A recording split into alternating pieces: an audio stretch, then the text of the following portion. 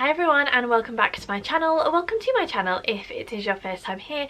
Today's video is going to be my spring TBR, and I like to do my TBRs seasonally rather than monthly because I'm not very good at sticking to TBRs, and it gives me a little bit of wriggle room if I don't feel like picking something up that I've put on my TBR. I've got 3 months to do it rather than a month to do it, and I've picked this time 10 to 12 books, so across those 3 months, seeing as I read about 6 books a month, lots and lots of room in there to throw in some mood reading books as well. Although I will say that, and if you watched my recent February reading wrap up, I mentioned it there, I put all of my unread books onto a spreadsheet recently, and I used a random number generator to pick a few books that I read in February. One that I didn't talk about, The Chemist by Stephanie Meyer, I finished in March, but His Bloody Project was one, and I talk about that more in my February wrap up.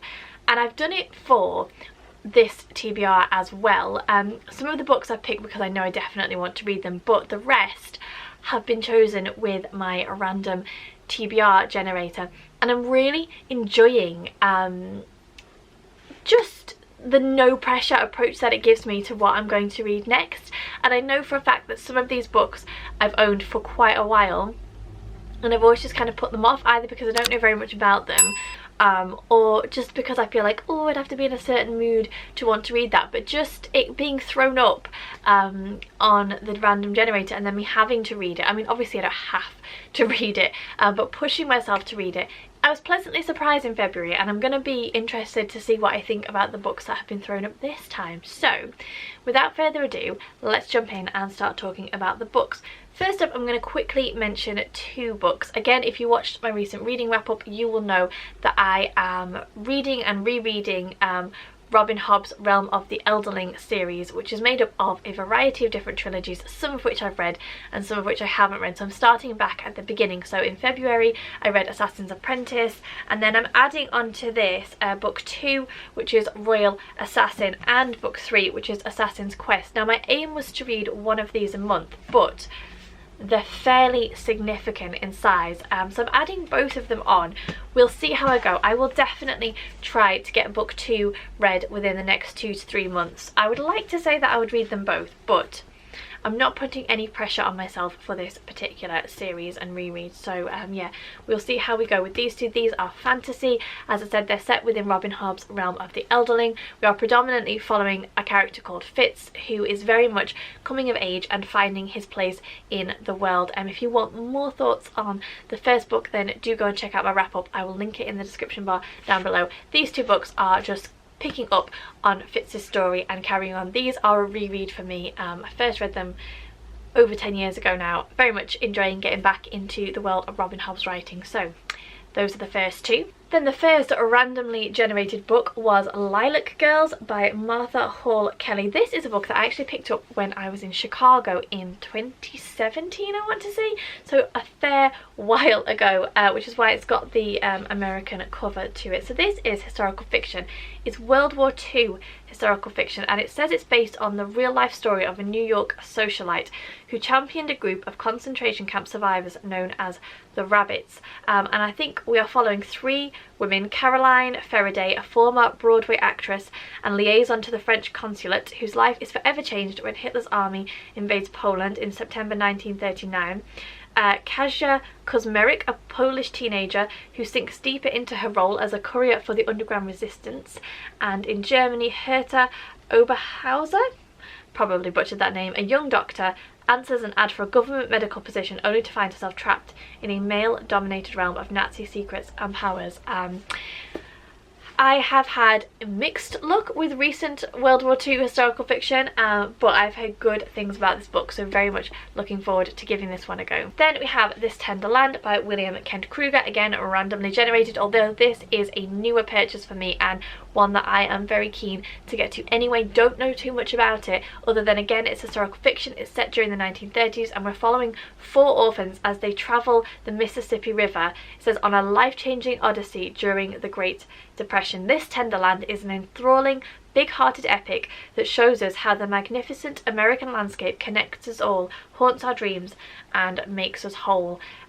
Yeah, just very, very excited to pick this one up. Probably should have led with this one because I'm currently reading it and I am actually almost done, and that is The Winter of the Witch by Catherine Arden. This is the third and final book in the Winter Night trilogy by Catherine Arden, which I decided that I was definitely going to finish early this year, and I have succeeded because I read the second book in February and now I'm reading this one. This is, I don't know if it's YA.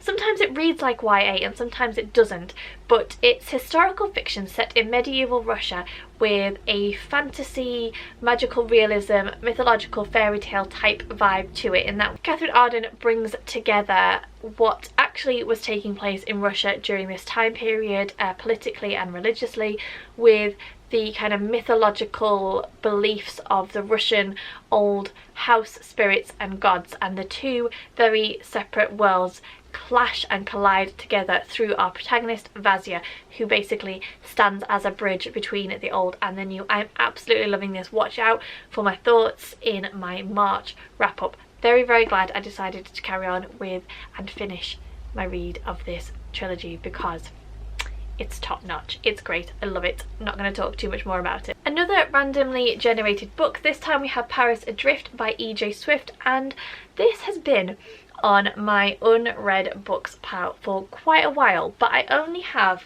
a really vague memory of buying it, and I think that I was looking for, it was either steampunk or it was easy sci-fi, and reading the back, it's like a time travel sci-fi set in Paris. We're following a young girl called Hallie. It says on the back, there's a strange woman called the chronometrist who will not leave her alone. Garbled warnings from bizarre creatures keep her up at night, and there's a time portal in the keg room of the bar where she works.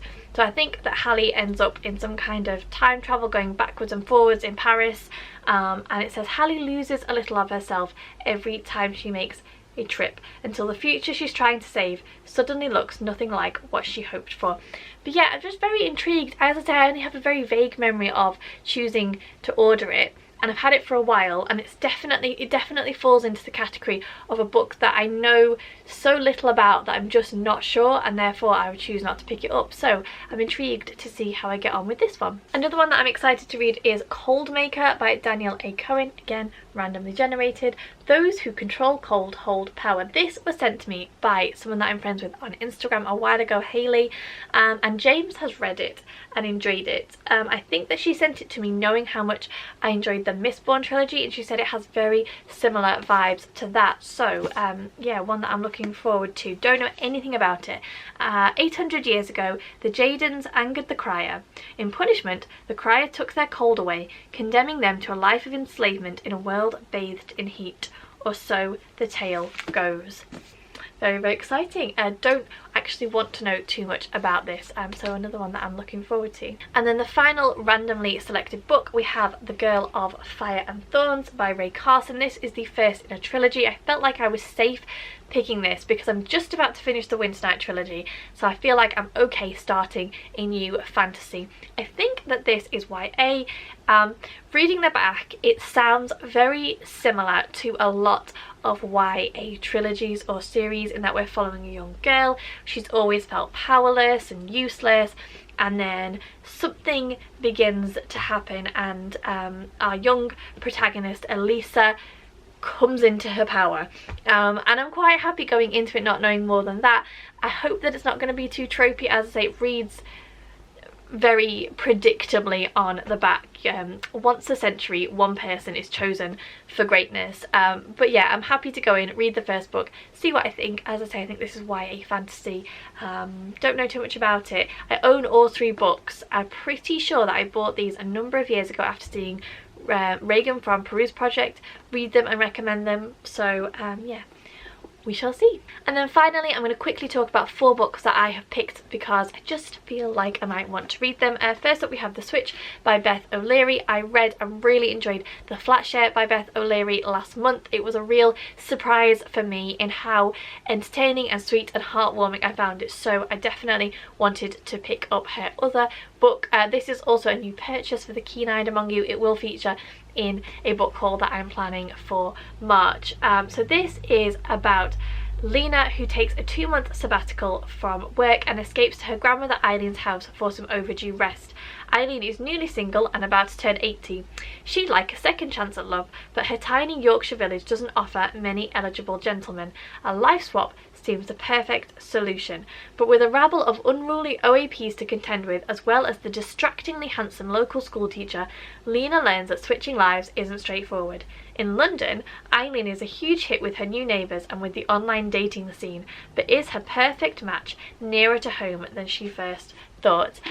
Very, very excited to see how I get on with this one. I really enjoyed Beth O'Leary's writing style, so I definitely have high hopes. Then we have The Prisoner of Heaven by Carlos Ruiz Zafón. This is the second book, or a sequel, to The Shadow of the Wind by Carlos Ruiz Zafón, which I read a number of years ago and absolutely adored. It's set in Barcelona. We are following a young boy called Daniel who discovers a book in a bookshop called Semper and Sons, and that sets him off on an adventure that is just fantastic. It kind of blends historical fiction with a little bit of magical realism. It's just a very, very good book.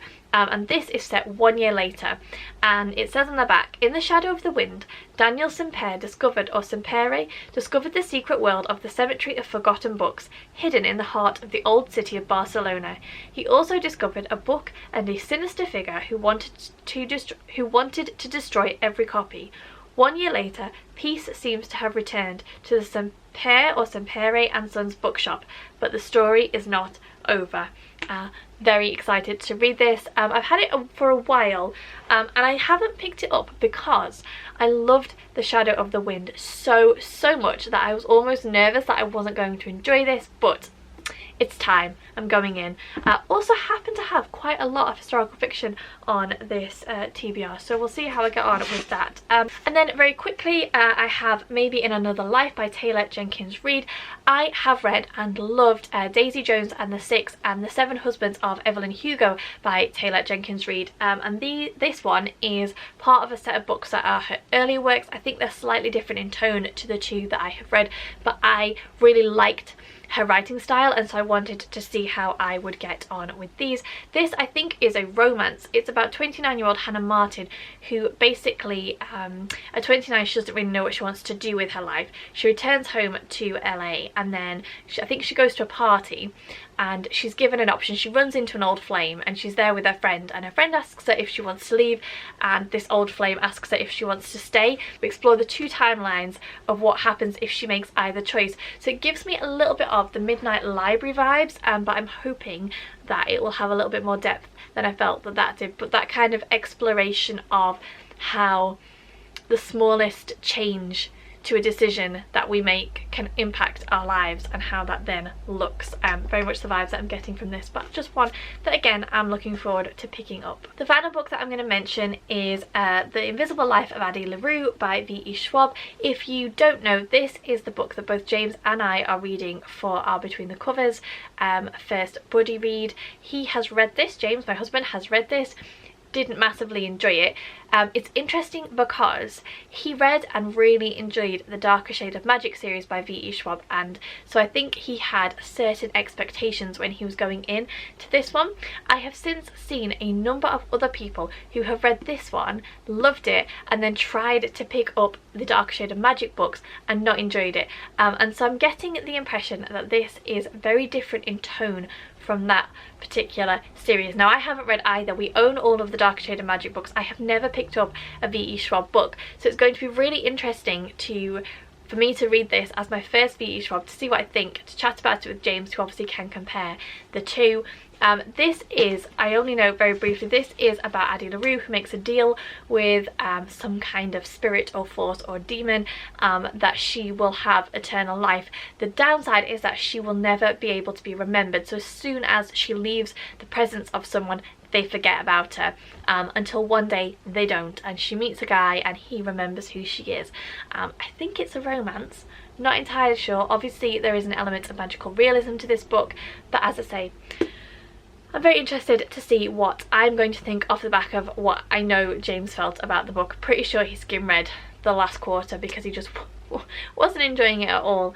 But yeah, so this is a book that I'm definitely going to be reading in March because we're going to discuss it in our next episode, so keep your eyes peeled for that. So there you go, they are all the books that I hope to read over the next 3 months. Let me know if you have read any of the ones that I talked about, if you think I should prioritize any of them, or if you are interested yourself to read any of the ones that I have mentioned. I always love to chat more with you in the comments. If you enjoyed this video, please don't forget to give me the thumbs up, subscribe to the channel if you aren't already. I hope that you are all keeping safe and well. Take care, and I will see you soon.